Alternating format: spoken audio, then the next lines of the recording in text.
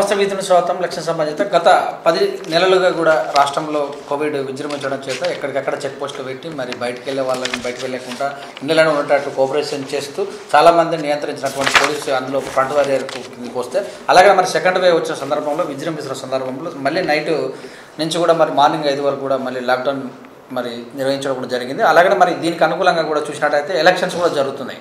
రెండు మీద నల్లేరు పైన నడికే అటు కన్విన్సింగ్ చేయడం విషయంలో కానీ ప్రజలను జాగ్రత్త ఉంచడం కానీ షాపులన్నీ క్లోజ్ చేసి సమయాన్ని క్లోజ్ చేసే విషయంలో కానీ ఎలక్షన్లో మరి మద్యం కానీ డబ్బు కానీ పంచుతున్న సందర్భంలో పట్టుకునే విషయంలో కానీ పోలీసుల పాత్ర ముఖ్యంగా ఉంటుంది. ప్రస్తుతం వరంగల్ ఏసీపీ గిరికుమార్ గారు ప్రస్తుతం మనతో ఉన్నారు. వారి యొక్క విధులు మరి ఈ యొక్క వరంగల్ పట్టణంలో వారి యొక్క సేఫ్టీ ఎలా ఉందో కనుక్కుందాం. నమస్తే సార్.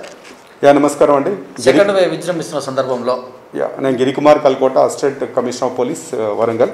నేను నవంబర్ నుంచి పనిచేస్తున్నాను, 2020 నుంచి పనిచేస్తున్నాను. ఇక్కడ మా డివిజన్లో 3 పోలీస్ స్టేషన్స్ ఉంటుంది. Matwada police station, Intezarganj police station and mills colony police station ఉంటుంది. ఈ పరిధిలలో మొత్తము 27 డివిజన్లలో ఎలక్షన్స్ కూడా నోటిఫికేషన్ ఇచ్చారు. ఎలక్షన్ ప్రాసెస్ కూడా స్టార్ట్ అయిపోయింది. ఏప్రిల్ 30 తారీఖు నాడు మనకి ఎలక్షన్స్ కూడా ఉంటుందని మొత్తం 212 మంది క్యాండిడేట్స్ మా ఏరియాలలో పార్టిసిపేట్ చేస్తున్నారు. నామినేషన్ పర్వం అయిపోయింది కాబట్టి ఇప్పుడంతా ర్యాలీలు ఇవన్నీ కూడా బందోబస్తుని ఏర్పాటు చేయడం కూడా జరుగుతున్నది. అంతేకాకుండా మా దగ్గర ఉన్నటువంటి 27 డివిజన్లలో 14 రూట్స్ కూడా ఏర్పాటు చేయడం జరిగింది. మా లొకేషన్స్ మాత్రం 112 లొకేషన్స్ ఉంటాయి. 345 పోలింగ్ స్టేషన్స్ ఉంటుంది. ఫోర్స్ కూడా సుమారు 650 మందితో మేము ఏర్పాటు చేయడం అనేది జరిగింది. మీరు ఇందాక చెప్పినట్లుగా ఈ కరోనా సందర్భంగా నైట్ కర్ఫ్యూ అనేది, ఈ నైట్ కర్ఫ్యూ అనేది రాత్రి 9 గంటల నుంచి ఉదయం 5 గంటల వరకు పబ్లిక్ యొక్క మూవ్మెంట్స్ అనేది రిస్ట్రిక్ట్ చేయడం జరుగుతుంది. బట్ 8 o'clockకే ఆల్ ది ఎస్టాబ్లిష్మెంట్స్ అన్ని కూడా క్లోజ్ చేస్తారు. ఎస్టాబ్లిష్మెంట్స్ అంటే హోటల్స్ కావచ్చు, any restaurants, bar and restaurants, లేకపోతే ఎనీ షాప్స్ అని సంథింగ్ కూడా అన్ని కూడా బంద్ చేస్తాం. 8 o'clock షార్ప్గా బంద్ చేపిస్తాం. దానికోసం అని చెప్పేసి మా ఏరియాలో ఉన్న 3 ఇన్స్పెక్టర్లు, ప్రొబేషనరీ సబ్ ఇన్స్పెక్టర్స్, ఎస్ఐస్ అందరు కూడా ఉన్నారు. ఒక్కొక్క పోలీస్ స్టేషన్ పరిధిలో 3 పికెట్స్ని ఏర్పాటు చేస్తాం నైటు, ఇది కర్ఫ్యూ సందర్భంగా. సో మొత్తము 9 పికెట్స్ అనేవి కూడా నైట్ టైం కూడా డే అండ్ నైట్ కూడా మేము విజిలెంట్గా ఉంటున్నాం. నైట్ మేము మాత్రం ఎస్పెషల్లీ వీళ్ళ ఆధ్వర్యంలో మేము పనిచేస్తున్నాం. ఎలక్షన్లో ఎలాంటి సంఘటనలు జరగకుండా ఇన్సిడెంట్ ఫ్రీ అవుతుంది కానీ మేమందరం కూడా 24 hours కూడా పనిచేస్తున్నాం. మా సిపి గారు తరుణ్ జోషి గారు, డీసీపీ పుష్ప మేడం గారు, ఏసీపీ నేను, మా ఇన్స్పెక్టర్స్ అందరం కూడా we are on covid night curfew as well as elections అన్ని కూడా మేము పకడ్బందీగా చేస్తున్నాం. సో 3 ప్రధాన పార్టీలు కొంతమంది ఇండిపెండెంట్గా పోటీ చేసిన సందర్భంలో కేవలం ఎక్కువ ఆరోపణలు ప్రతిపక్షాలు ప్రభుత్వానికి అనుకూలంగానే చేస్తున్నటువంటి సందర్భాలు వినబడుతుంటాయి. వీటిని మీరు ఎలా సమాయత్తం చేస్తుంటారు? ఇప్పుడు జనరల్గా ఏంటంటే ప్రభుత్వం గురించి, ప్రభుత్వ ఉద్యోగస్తులైన మేము ప్రభుత్వం కోసం పనిచేస్తాం అనేది అబద్ధం ఉంటుందండి. We the police officer Indian constitutions ఏమైతే చెప్తుందో, ఇండియన్ పీనల్ కోడ్ ఏమైతే చెప్తుందో దాని ప్రకారం కూడా పనిచేస్తూ ఉంటాం. తర్వాత ఎలక్షన్స్ ఎప్పుడే కానీ వచ్చేసినప్పుడు ఎలక్షన్ కమిషన్ వాళ్ళ చేతిలో, స్టేట్ ఎలక్షన్ కమిషన్ ఆధ్వర్యంలో ప్రతి పోలీస్ ఆఫీసర్ పనిచేస్తారు. ఇండిపెండెంట్గా పనిచేస్తానికి ఎలాంటి అవకాశం లేదు. మీరు కనుక అన్నట్లు కనుక ఎక్కడే కానీ ఇలాంటి సంఘటనలు జరిగినాయని కనుక వస్తే మోడల్ కోడ్ ఆఫ్ కాండక్ట్ అనేది ఉంటుంది. దానికి అబ్జర్వర్స్ కూడా ఉంటుంటారు. ఒకవేళ బీయింగ్ ఏ పోలీస్ ఆఫీసర్ నేనే కానీ నా సబార్డినేట్స్ కానీ ఎనీ గవర్నమెంట్ ఎంప్లాయీ కూడా ఏమైనా తప్పు చేసినా ఏమైనా చేసినా కూడా ఇది brought to the notice of the election commission. So వాళ్ళ మీద యాక్షన్ తీసుకుంటారు. So everybody working under control of election commission. So అటువంటిప్పుడు స్కోప్ అనేది లేదు, నో పార్షియాలిటీ. సో నిఘా ఎలా పెడుతున్నారు ఇక్కడ ఇప్పటికి కూడా? ఎందుకంటే ఇంతమందికి ఉన్నటువంటిగా గుంపులుగా మరి ప్రచారం చేసేందుకు వీలు లేదు. అలాగని మరి వాళ్ళు ఉన్నటువంటి 50 మంది కానీ 40 మంది పర్మిషన్ ఇచ్చిన వాళ్ళకు మాస్కులు కానీ వాటి దూరాలు పెట్టే విషయంలో కానీ ఎలాంటి మీరు నిఘా పెడుతున్నారు? మాతో పాటు ఇప్పుడు ఏమైతే పర్మిషన్ ఇచ్చేసినాం అనుకోండి, ఆ రూట్లో బైక్ ర్యాలీ కావచ్చు, మామూలుగా ఆన్ ఫుట్ కనుక పోవచ్చు, వెహికల్లో కూడా పోవచ్చు అని పోయిన వాళ్ళందరూ కూడా మేము అబ్జర్వ్ చేస్తుంటాము. నేషనల్ డిజాస్టర్ మేనేజ్మెంట్ యాక్ట్ ప్రకారము చట్ట పరిధిలో ఎవరికన్నా కనుక మాస్కులు పెట్టుకోకపోతుంటే వాళ్ళని ఫోటోగ్రఫీ ఆ వీడియోగ్రఫీ తీసుకొని వాళ్ళ డీటెయిల్ తీసుకొని మేము కేసు పెట్టడం అనేది జరుగుతుంది. దాన్ని ఛార్జ్షీట్ కూడా కోర్టులో వేస్తుంటుంటాం.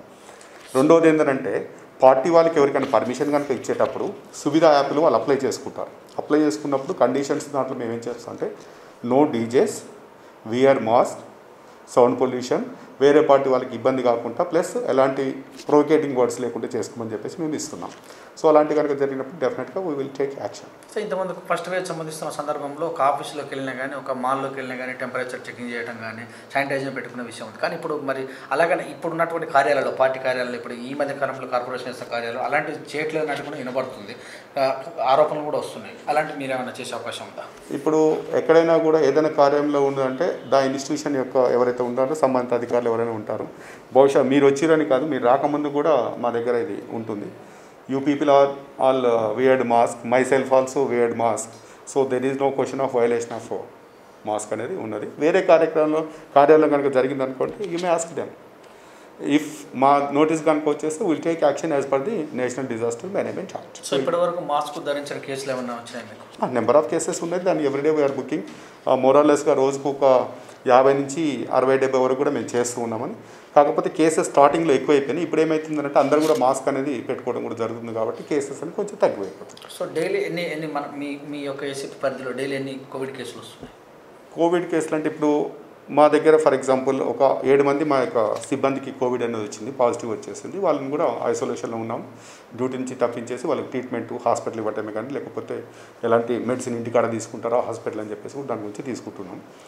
తర్వాత మన దగ్గర ఎంజిఎం హాస్పిటల్ ఉంది. ఈ ఎంజిఎం హాస్పిటల్కు హైదరాబాద్ దూరం ఉన్నది కాబట్టి ఈ నియర్ బై వరంగల్ ఎవరున్నా కూడా ఎంజిఎం హాస్పిటల్ కానీ వస్తారు. ఎంజిఎం హాస్పిటల్కి వచ్చేసినప్పుడు అక్కడ మేము సెక్యూరిటీ వాళ్ళని కూడా పెట్టాము, స్పెషల్ టీంని కూడా పెట్టాము. 24 అవర్స్ వాళ్ళు పనిచేస్తారు.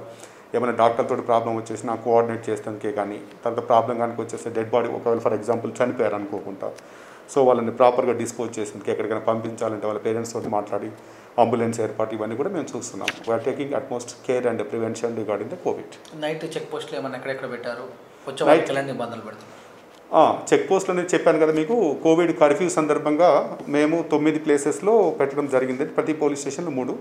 అది ఎలా ఉంటుందనంటే రద్దీగా ఉండటము. ఇప్పుడు రైల్వే స్టేషన్ ఉంది, రైల్వే స్టేషన్ నుంచి నైట్ టైం వస్తారు. నైట్ టైం వచ్చేసినప్పుడు వాళ్ళు ఇంటికి కనుక పోతుంటే రీసెంట్ కూడా ఒక అతను పోతుంటే ఇబ్బంది కనుక అయితే మా పోలీస్ సిబ్బంది ఒక వాహనాన్ని కూడా అరేంజ్ చేయడం జరిగింది. అది ఎవరన్నా ఆన్ డ్యూటీ పారిశుద్ధ్య కార్యక్రమం ఉన్నాడు, వాడు నైట్ టైం వచ్చేసి క్లీన్ చేసుకుంటాడు, వాడికి ఉన్నటువంటి ఐడి కార్డ్ని డిస్ప్లే చేస్తారు. సో అటువంటి అప్పుడు ఏం చేస్తామంటే వాళ్ళు పర్మిట్ చేస్తాం. ఒక ప్రెస్ రిపోర్ట్ ఉన్నాడు, సార్ నేను నైట్ డ్యూటీ ఉన్నాను, కవరేజ్ కోసం వస్తున్నాను, ఐడి కార్డ్ చూపిస్తారు, పంపించేస్తుంటుంటాం. ఒక మిల్క్ వెండర్ ఉంటాడు, లేకపోతే మ్యానుఫ్యాక్చరింగ్ గూడ్స్ ఉంటాయి, ఏదో తయారు చేసేవాడు వాడు ఉంటాడు, లేకపోతే ఈ కామర్స్ సంబంధించి డెలివరీ ఏదైనా ఉంటుంది, ఫుడ్ ఆర్ సంథింగ్ ఏదో ఉంటుంది, మెడికల్ షాప్ వాళ్ళు ఉంటారు. వీళ్ళందరూ కూడా ప్రాపర్ చెక్ చేసేస్తాము. ఎవరిని కూడా హార్ష్ వర్డ్స్ అనేది లేదు. అది we are handling every person as a human being as guided by our DGP sir. So elections కూడా చివరి దశ అంటే 45 గంటల ప్రచారం ఉంది, తర్వాత 45 గంటలు ఇవ్వడం జరిగింది. ఇప్పటి వరకు కానీ ఇలాంటి మద్యం కానీ లేకపోతే అమౌంట్ కానీ పట్టుకున్న సందర్భాలు ఉన్నాయి? అమౌంట్ అంటూ మన కాడ సీజ్ ఏం కాలేదు, కానీ మద్యం మాత్రం రోజుకు 2-3 కేసులు అనేది మనం బెల్ట్ షాపులలో కనుక ఎవరైతే అమ్ముతున్నారో వాళ్ళని పట్టుకోవడం జరిగింది. అది బెల్ట్ షాపులో మద్యాలు అనేది మేము నిషేధించడం జరుగుతుంది. వైన్ షాప్ అనేది ఇప్పుడు ఎగ్జాక్ట్లీ 8 o'clock తర్వాత ఎస్టాబ్లిష్మెంట్ కింద క్లోజ్, అది కూడా క్లోజ్ అవుతుంది. అయిపోయినా కూడా బియాండ్ ఎవరైనా బయట కనుక అమ్మితే మేము పెడుతున్నాము, అది కేసెస్ పెడుతున్నాము. కానీ ప్రచారంలో మద్యాన్ని ఇవ్వటము, క్యాష్ ఇవ్వటం అనేది మన దృష్టికి ఇంత రాలేదు. ఒకవేళ కనుక వచ్చిందనుకోండి దానికి అబ్జర్వర్స్ ఉంటున్నారు, మోడల్ కోడ్ ఆఫ్ కాండక్ట్స్ మిగతా అబ్జర్వర్స్ ఉంటారు. If they brought hour notice will register A case, will take action as per the law. మా టీవీ తరఫున మీ యొక్క పట్టణ ప్రజలకు ఈ కోవిడ్ కానీ ఎలక్షన్ సమయంలో ఏం చెప్తారు? V3 ఛానల్ న్యూస్ ఛానల్ వాళ్ళు ర్యాపిడ్గా పబ్లిక్లోని చొచ్చుకొని పోయేసి ప్రజల సమస్యల గురించి తర్వాత కోవిడ్ గురించి కూడా అవేర్నెస్ అనేది బాగా చేస్తున్నారు. ఈ చైర్మన్ కాచం సత్యనారాయణ గారు వారు చేస్తున్నటువంటి కృషిని కూడా అభినందనీయం.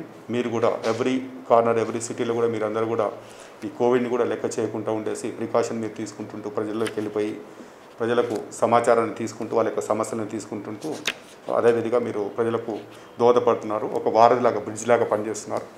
సో కాబట్టి మీ ద్వారా మేము చెప్పేది అంటే కోవిడ్ అనేది ఆపాలేనంటే మీడియా సహకారం అనేది ఎట్టి పరిస్థితిలో ఉంటుంది. మీ మీడియా వాళ్ళు కూడా మాకు సహకారం చేస్తున్నారు కాబట్టి V3 channel your chairman and all the your chief wish you all the best and thank you. Thank you sir, thank you very much. Right అండి, నమస్కారం.